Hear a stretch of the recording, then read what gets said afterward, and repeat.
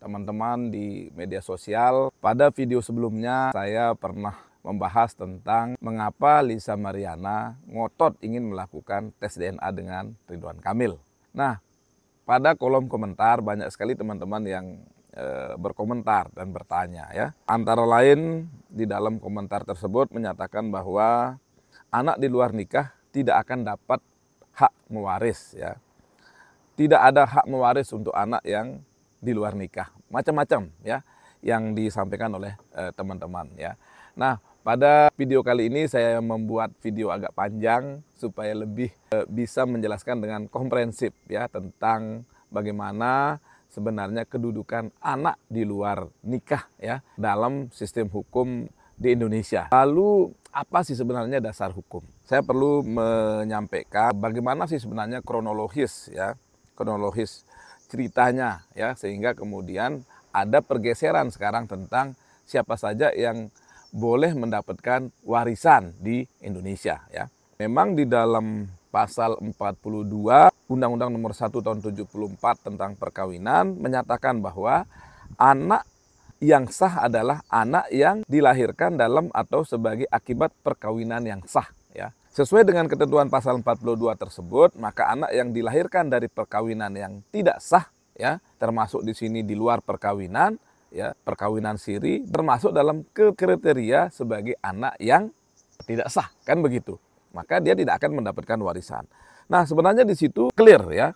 Ketentuan ini kemudian diperjelas lagi di dalam pasal 43 ayat 1 Yunto pasal 100 kompilasi hukum Islam yang menyatakan bahwa anak yang dilahirkan di luar perkawinan hanya mempunyai hubungan perdata dengan ibunya dan keluarga ibunya. Jadi, nah kalau kita membaca dua pasal ini, pasal 42, pasal 43, maka memang apa yang dikatakan teman-teman tadi clear bahwa anak hasil dari luar perkawinan atau perkawinan siri itu tidak akan mendapatkan warisan. Nah, jadi di situ clear teman-teman ya, sampai di sini oke ya.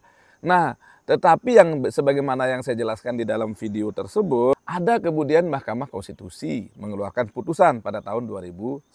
Nah, Mahkamah Konstitusi pada tahun 2010 melalui putusan MK nomor 46/PUU/8 Romawi/2010 mengabulkan uji materi terhadap pasal 43 Undang-Undang Perkawinan yang diajukan oleh Hajah Aisyah Muchtar alias Macica binti Muchtar Ibrahim. Macica menggugat pasal 43 ayat 1 dan pasal 2 ayat 1 Undang-Undang Perkawinan terkait upayanya untuk mendapatkan pengakuan hukum atas anak hasil perkawinan sirinya dengan Pak Murdiono. Pak Murdiono ini adalah mantan Menteri Sekretaris Negara pada zaman Pak Harto. Menurut pertimbangan Mahkamah Konstitusi, pasal 43 ayat 1 bertentangan dengan Undang-Undang Dasar 1945. Pasal tersebut kemudian diubah oleh Mahkamah Konstitusi yang menyatakan bahwa anak yang dilahirkan di luar perkawinan mempunyai hubungan keluarga dengan ibunya dan juga keluarga ibunya serta dengan laki-laki sebagai ayah yang dapat dibuktikan berdasarkan ilmu pengetahuan dan teknologi.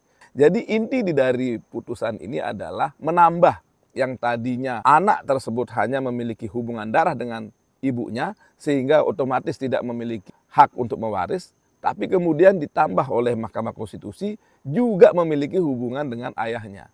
Otomatis konsekuensinya adalah memiliki hak untuk mewaris. Jadi di situ. Jadi putusan Mahkamah Konstitusi ini telah membawa paradigma baru, teman-teman ya. Paradigma baru dalam sistem hukum perdata dan hukum keluarga khususnya yang berlaku di Indonesia. Jadi bukan hanya anak yang sah menurut hukum perkawinan, tetapi juga anak yang lahir dari perkawinan siri, anak yang lahir di luar perkawinan, itu juga mendapatkan warisan ya. Meskipun di situ ada catatan bahwa anak tersebut ya tidak boleh kemudian merugikan dari hak anak yang memang lahir dari perkawinan yang sah ya.